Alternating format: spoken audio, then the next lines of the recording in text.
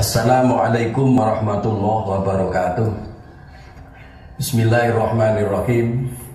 Alhamdulillahirabbil alamin wassalatu wassalamu ala asyrafil anbiya'i wal mursalin sayyidina Muhammadin wa ala alihi wa sahbihi ajma'in, amma ba'd. Anak-anakku siswa kelas 9 Madrasah Tsanawiyah Al-Ma'arif Singosari, alhamdulillah pada pagi hari ini kita bisa memulai untuk materi pelajaran aswaja sehubungan dengan masih merebaknya pandemi virus corona. Maka pembelajaran tidak bisa langsung disampaikan di sekolah, namun mudah-mudahan tidak mengurangi semangat dari seluruh siswa untuk mengikutinya, dengan harapan mudah-mudahan proses belajar mengajar dalam situasi dan kondisi khusus ini tetap bisa diikuti oleh siswa dengan semangat, tidak mengurangi hal-hal yang menyebabkan para siswa menjadi tidak semangat. Perlu saya sampaikan bahwa saya mungkin sebagian ada yang belum tahu bahwa guru untuk kelas 9 aswaja itu adalah saya, Muhammad Anas Nur, yang diberi amanat oleh sekolah untuk menyampaikan pelajaran aswaja. Oleh karena itu perlu saya sampaikan bahwa yang kita pelajari untuk kondisi seperti saat sekarang adalah hal-hal yang menyangkut beberapa perbedaan. Pertama adalah pemahaman tentang ahli sunnah wal jamaah.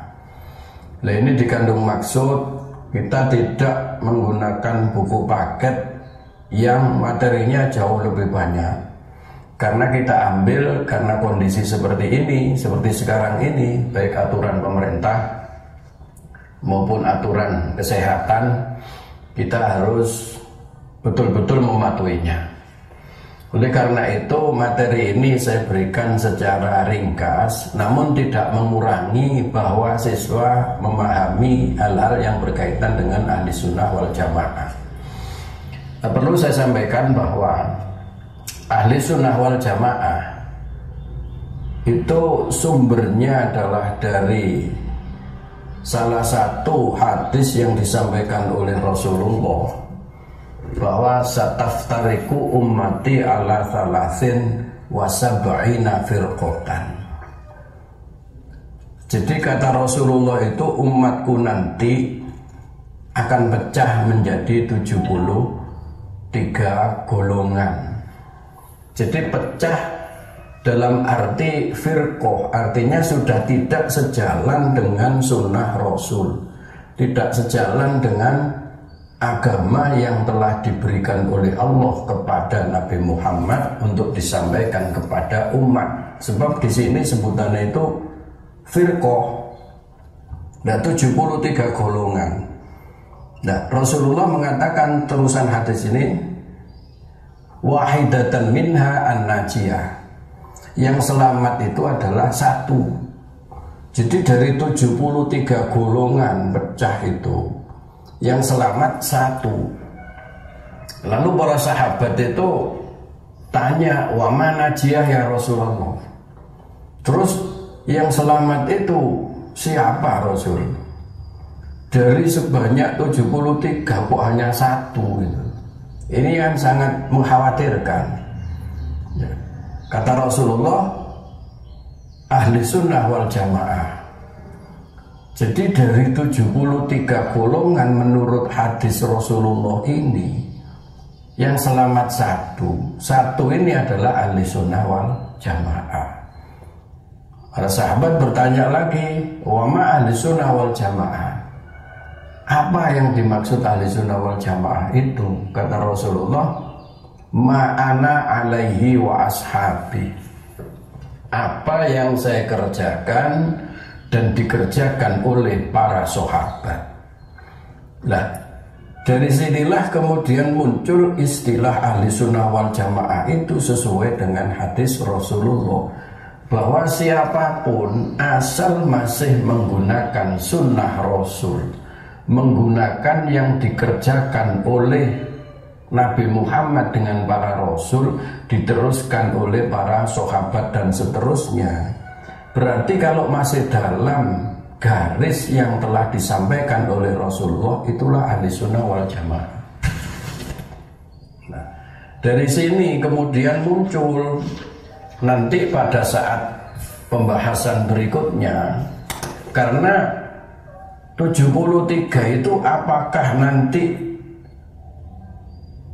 ada yang menyimpang? Ya jelas dong, Rasulullah sudah mengatakan bahwa yang selamat itu satu.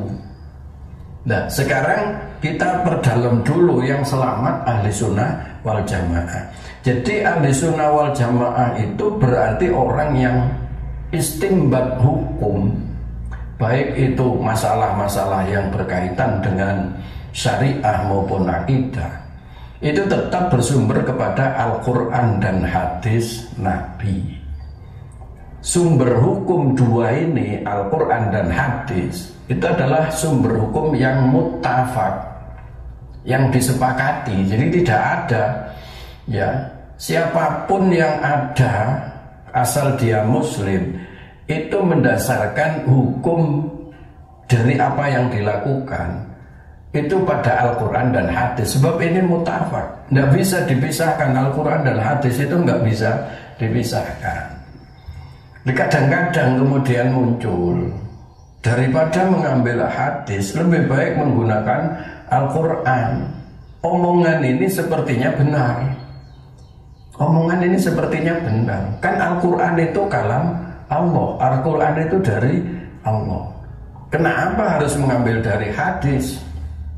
Hadis itu kan dari Rasulullah. Rasulullah itu manusia.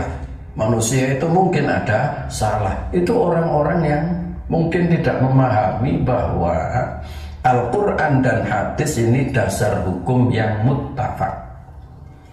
Tidak bisa diambil salah satu. Hadis itu adalah menjelaskan isi daripada Al-Quran yang dijelaskan oleh Rasulullah.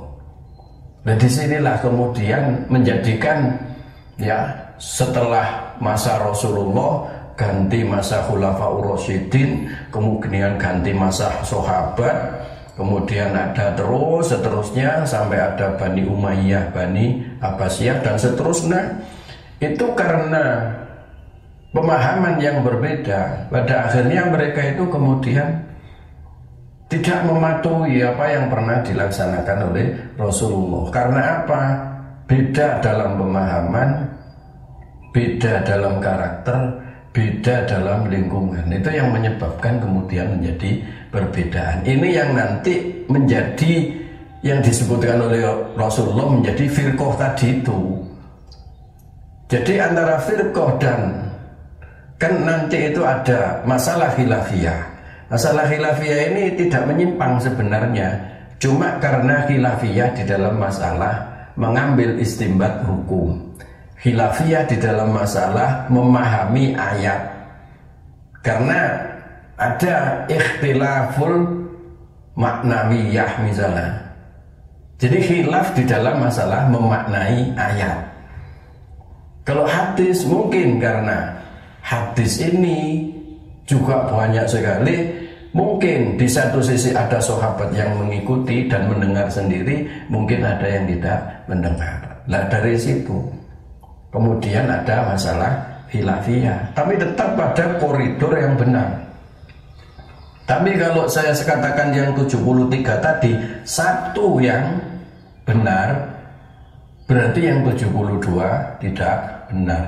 Inilah yang kemudian berkembang di masyarakat. Jadi firqah bukan masalah khilafiyah tapi masalah firqah. Kalau firqah ini sudah perbedaan, berlawanan.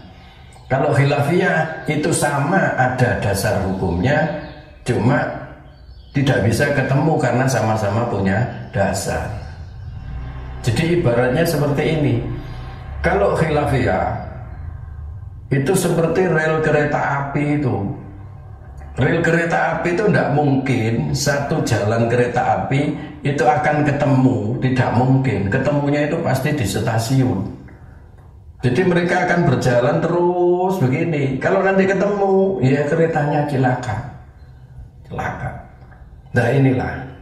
Ya, maka dari itu ya ahli sunnah wal jamaah yang kemudian berkembang ini ya jadi mengikuti dalam perkembangannya seterusnya, kemudian di abad-abad ke 105, 100 muncullah beberapa imam-imam madhab. Nah inilah yang kemudian nanti ada masalah khilafiyah, tapi bukan firqah. Ya. Jadi misalnya muncul 4 imam madhab, misalnya ada Imam Abu Hanifah atau madhabnya Imam Abu Hanifah, Imam Hanafi misalnya, ini yang pertama. Kemudian ada Imam Maliki, kemudian ada Imam Syafi'i, kemudian ada Imam Hambali. Nah, keempat-empatnya ini masih tetap pada koridor ahli sunnah wal jamaah. Jadi kadang-kadang orang salah memahami, dikira kalau Imam Hanafi ini yang banyak dipakai oleh orang-orang di Saudi misalnya, di Mekah misalnya, dan Imam Hambali itu banyak, Imam Hambali ini banyak dipakai mazhabnya di sana. Ya. Kalau kemudian di Indonesia misalnya, Asia Tenggara lah khususnya, termasuk Filipina, itu banyak menggunakan mazhab Syafi'i misalnya. Nah, tapi ini baik yang menggunakan mazhab Syafi'i, baik menggunakan Hanafi, baik Maliki, baik Imam Hambali, ini semua masih ahli sunnah wal jamaah. Kadang salah pemahaman, apakah Muhammadiyah termasuk firqah? Tidak, ini masalah khilafiyah. Nah, kalau masalah khilafiyah itu karena masih sama al-irsyad misalnya, itu masih ahli sunnah karena bukan masalah firqah. Nah, oleh karena itu kadang di masyarakat itu kemudian berkembang. Bagaimana NU dengan Muhammadiyah? Ini yang biasanya sering dibentur-benturkan. Ini yang salah. Jadi Muhammadiyah itu tetap ahli sunnah wal jamaah. Tetap. Ya. Dan kadang-kadang urusan-urusan ibadah, padahal ibadahnya sendiri itu adalah ibadah sunnah, tapi karena kadang-kadang beda di dalam menyelaksanakan, itu bukan masalah beda, itu masalah khilafiyah. Contoh misalnya, contoh. Nah, kalau ahli sunnah wal jamaah yang mengikuti madhab Syafi'i misalnya ya, yang mengikuti madhab Syafi'i, itu kalau melaksanakan sholat misalnya ya, sholat Fatihah itu mesti dimulai dengan bismillah, bismillahirrahmanirrahim misalnya, itu mazhab Syafi'i. Benar sudah. Karena apa?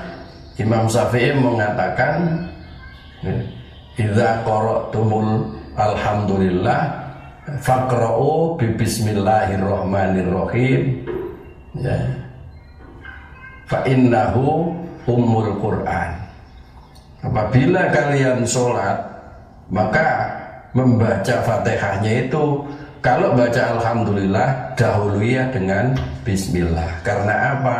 Bismillah itu termasuk ummul Quran, pokoknya Quran, ada dasarnya. Kemudian ada yang tidak menggunakan bismillah, tapi sebenarnya itu ada bismillahnya, tapi dibaca pelan. Nah, ini menurut mengikuti mazhab Maliki, ya, mazhab Maliki. Ya, sebab apa? Beliau mengatakan bismillah itu tidak termasuk ayat dalam salah satu surat Fatihah, tapi bismillah itu termasuk salah satu ayat Al-Quran. Dari mana? Itu ada dalam surat Innahu min Sulaiman wa innahu bismillahirrahmanirrahim alla ta'lu alayya wa'tuni muslimin. Jadi bismillahirrahmanirrahim itu adalah salah satu ayat di dalam Al-Quran, bukan salah satu ayat di dalam surat Fatihah. Sehingga dia pada saat sholat tidak pakai bismillah langsung alhamdulillah, tapi bismillahnya dibaca pelan.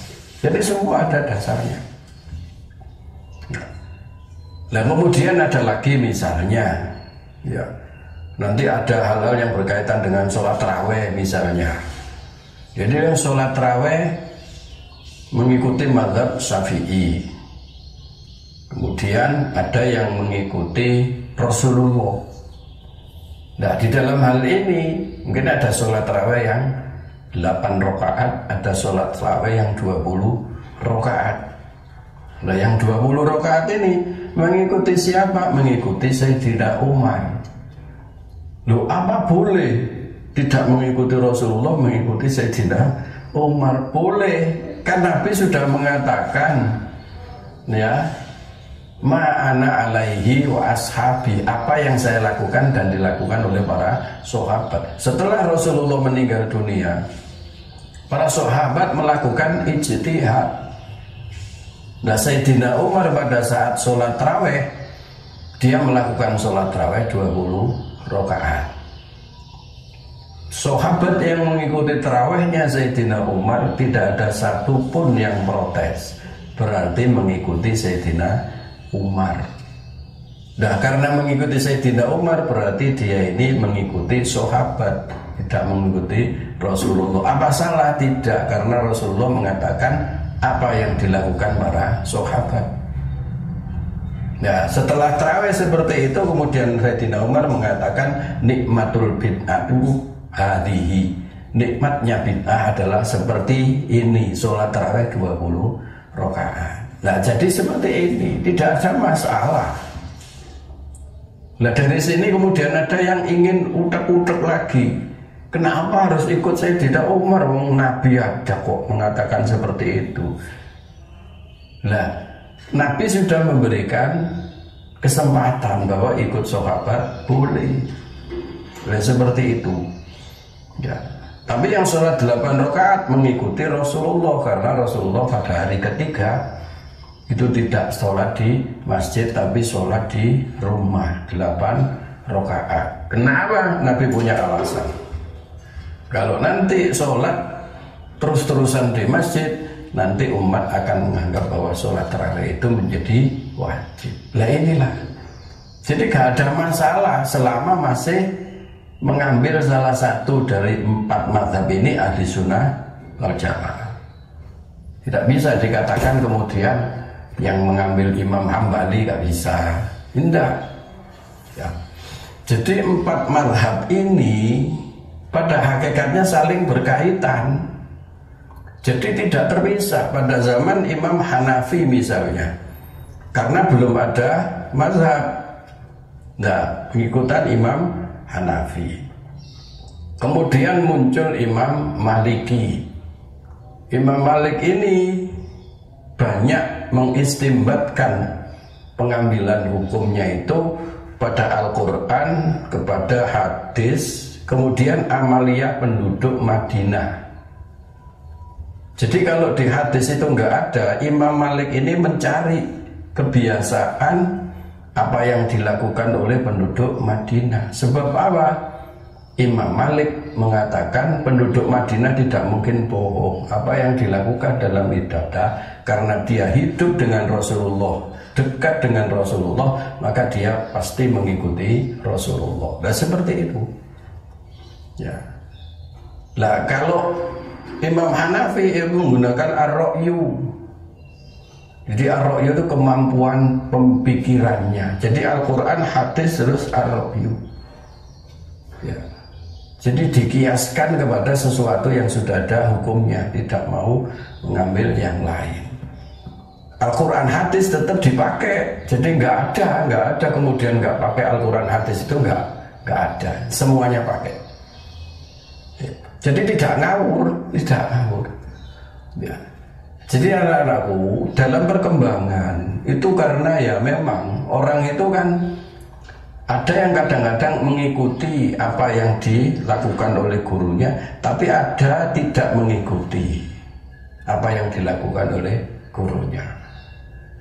Ya seperti itu, sama di sekolah juga kadang-kadang duduknya jejer, gurunya sama, pelajarannya sama, tapi pemahamannya menjadi tidak sama. Ya sama dengan perkembangan Islam seperti itu. Ya. Jadi setelah Imam Malik seperti itu, Imam Malik itu luar biasa, alim. Dia menyusun satu kitab Al-Muwatta itu susunan kitabnya itu sesuai dengan susunan fikih, dimulai dari Toharo. Imam Malik itu menyusun kitab Al-Muwatta itu selama 40 tahun. Jadi tidak main-main. Dari sekitar 10.000 hadis itu hanya sekitar 450 sampai 490 yang dipakai. Karena telitinya, Imam Malik itu alim. Imam Malik itu Imam Malik ini punya sopan santun. Kalau dia berada di sebelah utaranya makam gurunya misalnya, dia tidak mau menyelonjorkan kakinya ke arah selatan karena di sana tempatnya makam gurunya. Itu Imam Malik. Ya. Nah, setelah Imam Malik ini seperti ini, kemudian Imam Malik ini mengajar fikih itu izin kepada 70 fuqaha Madinah. Jadi izin dulu mau mengajar aja izin dari 70 ahli fikih di Madinah. Jadi dia tidak gampangan gitu. Itulah ya, orang-orang mazhab itu luar biasa. Kemudian datanglah Imam Syafi'i, muridnya Imam Malik juga, belajar kepada Imam Malik. Imam Malik mengatakan bahwa lampunya murid saya ini adalah Imam Syafi'i. Jadi yang paling cerdas. Imam Syafi'i itu cerdas. Ya. Kecerdasan Imam Syafi'i ini umur 7 tahun sudah hafal Quran. Pada saat Imam Syafi'i ini belajar kepada Imam Malik, kalau Imam Malik itu dalam satu majelis kemudian mengajar hadis, ahlinya ahli hadis Imam Malik itu kalau Imam Malik itu membaca dan mengajar sampai 40 hadis dalam satu majelis itu, sekali pelajaran itu 40 hadis disampaikan, dijelaskan. Setelah buyar 40 hadis itu sudah bisa dihafal oleh Imam Syafi'i. Jadi sudah di luar kepala. Kalau ditanya bisa menjelaskan persis dengan penjelasan gurunya Imam Malik. Ini Imam Syafi'i. Jadi luar biasa. Ya. Jadi nggak ada imam mazhab itu yang kemudian ilmunya setengah-setengah, itu nggak ada, luar biasa. Dia belajar hadis itu dengan sanadnya, sudah ngerti betul itu. Imam Syafi'i itu hafal Al-Quran, itu tidak hanya hafal lafadznya, maknanya, asbabun nuzulnya, ya, maksud daripada ayat itu dikuasai oleh Imam Syafi'i. Jadi tidak sembarangan, tidak sembarangan. Nah, muncul kemudian mazhab yang keempat, Imam Hambali. Imam Hambali muridnya Imam Syafi'i. Muridnya Imam Syafi'i. Imam Hambali ini terkenal alim, pinter, ya. Bahkan Imam Hambali ini ada julukan, kalau ada Imam Hambali pasti ada tinta dan pena. Dia tidak pernah nganggur, selalu nulis gitu. Imam Hambali ini alim. Nah, dari 4 imam mazhab lain masih ada. Mazhab Al-Zuhiri ada, ya masih ada Ibnu Taimiyah, ada Ibnul Qayyim, macam-macam itu ada. Tapi mazhab 4 ini ya yang masih selalu dikenal adalah dari ahli sunnah. Nah, sampai dikenal Imam Ibnu Hanbal ini, kalau ada Imam Ibnu Hanbal pasti di dekatnya itu ada tinta dan pena. Karena apa? Ya karena dia selalu nulis. Ya. Dari 4 mazhab ini saja bisa kita lihat keempat-empatnya mengambil istimbat hukum itu dari Al-Quran dan hadis. Baru yang keempat ini yang beda. Ada yang keempat menggunakan qiyas, ada yang menggunakan amaliyah orang Madinah. Ya, ada yang menggunakan ar-ra'yu misalnya, pendapat dirinya tapi dilandasi dengan Al-Quran hadis. Nah, jadi bedanya di situ. Kalau Al-Quran hadisnya nggak pernah beda, nggak pernah beda. Ya, yang nomor 3 inilah kemudian ada khilafiyah saja, bukan beda. Beda dalam memaknai, tapi bukan beda. Ya, jadi khilafiyah, jadi khilaf, sama-sama ngerti. Contoh gini ya, di dalam Al-Quran itu kalau ada orang uzur, ya, jadi haid misalnya, di situ ada kalimat salah fatakuru, 3 kali suci. Ada yang memaknai 3 kali kotor di dalam fikih. Nah ini kan kalimat salah fatakuru itu kalimat di dalam Al-Quran seperti itu. Tapi pemahamannya ada yang memahami 3 kali suci, ada yang memaknai 3 kali kotor. Kan sama sebenarnya. Ya, uzur dalam 1 bulan, uzur 14 hari misalnya. Berarti 14 hari setelah itu suci, 14 hari suci, 14 hari suci. Nah inilah kemudian habisnya masa iddah, dihitung suci. Tapi ada yang 3 kali kotor, berarti sekarang uzur suci, uzur suci, uzur suci. Nah sudah uzur ketiga ini berarti iddahnya habis. Itu kan sama sebenarnya. Nah seperti itulah yang Mas katakan khilafiyah tadi. Nah dari 4 mazhab itulah ini masih cocok. Jadi ini bukan masuk dalam firqah. Nah yang masuk dalam firqah itu nanti, ya nanti pada pertemuan yang akan datang mungkin saya jelaskan. Dari 4 mazhab ini pengambilan istimbat hukumnya apa saja, Al-Quran hadis jelas keempat-empatnya mengambil. Tapi nanti akan ada jadi ijtihadnya seperti apa Imam Hanafi, ijtihadnya Imam Maliki seperti apa. Lah itu ijtihad mereka jadi mengupayakan mengeluarkan hukum dari sumber Al-Quran dan hadis sesuai dengan sesuai dengan kemampuan dia dan sudah memenuhi syarat sebagai mujtahid. Nah disitulah kemudian muncul ijtihad. Nah itu yang kadang-kadang berbeda itu ya di situ, di ijtihadnya itu. Apa masalahnya? Karena fikih. Kalau ijtihad dalam masalah hukum fikih misalnya, karena fikih itu bukan wahyu, fikih itu adalah produknya ulama. Karena itu kadang berkembang. Berkembangnya tetap mengacu kepada Al-Quran hadis. Nah disinilah ahli sunnah wal jamaah itu tampil dengan tidak kaku tapi juga tidak lunak. Jadi mereka ini mengikuti tapi kadang-kadang juga memberikan penjelasan supaya tidak kaku gitu. Jadi ahli sunnah wal jamaah tidak ekstrim gitu. Nah oleh karena itu ya aswaja yang disampaikan di Madrasah Tsanawiyah itu adalah membekali kepada anak-anak supaya nanti tidak bingung. Di tengah-tengah masyarakat itu akan muncul, akan ditemui nanti berbagai macam persoalan menyangkut masalah akidah, masalah syariah, artinya masalah agama.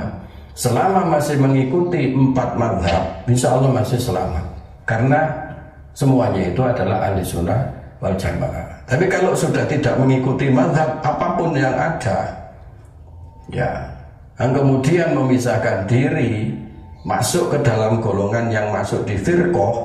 Kalau firqah itu sudah masuk dalam yang disebutkan Rasulullah, sataftariqu ummati tadi itu. Nah firqah ini ya contohnya saja sementara ini Syiah itu masuk dalam masalah firqah karena sudah berbeda. Syiah itu ada yang beranggapan bahwa ya nabi mereka, Rasul akhir zaman itu adalah Sayyidina Ali, bukan Rasulullah Muhammad Sallallahu Alaihi Wasallam. Nah ini kan rukun imannya menjadi beda. Padahal Rasulullah mengatakan rukun iman itu kan 6. Ya. Nah ini perbedaan-perbedaan. Tidak mau mengambil hadis yang dari 4 orang Khulafaur Rasyidin, Abu Bakar, Umar, Utsman, Ali, sebab mereka ini dianggap kafir. Nah itu nanti seperti itu. Ya. Jadi yang firqah itu sudah menyimpang Yang lain itu kalau sudah tidak masuk di dalam firqah, itu masih dalam koridor ahli sunnah wal jamaah. Munculnya perbedaan itu bukan beda dalam arti berlawanan, tapi khilafiyah, masing-masing punya dasar, berjalan sejalan, tapi nggak bisa ketemu karena seperti rel kereta api itu terus itu. Nah, disitulah kepada anak-anakku, sekalipun sekarang ini kondisinya kondisi COVID-19 belum selesai, namun kalian harus tetap semangat. Pelajaran ahli sunnah wal jamaah itu tidak menuntut kamu untuk nulis, ya, tidak menuntut kamu untuk pandai di dalam masalah masalah memahami itu, tapi bagaimana kamu betul-betul bisa tertanam dalam dirimu itu. Tidak hanya pada saat sekolah kemudian mampu ulangan, menghafal, kemudian mengerjakan soal, tidak hanya itu, tapi bagaimana tertanam pada dirimu sebagai dasar, sebagai fondasi nanti kembali di masyarakat. Sebab akan ketemu berbagai macam aliran di dalam beribadah, dalam fikih, dalam akidah, ya. Lah, oleh karena itu mudah-mudahan ya pertemuan pertama pada kali ini akan menjadikan kalian lebih semangat. Sekarang kamu bisa melihat di YouTube, dimanapun di TV, itu kalau tidak menggunakan Al-Quran dan hadis itu berarti sudah menjadi firqah.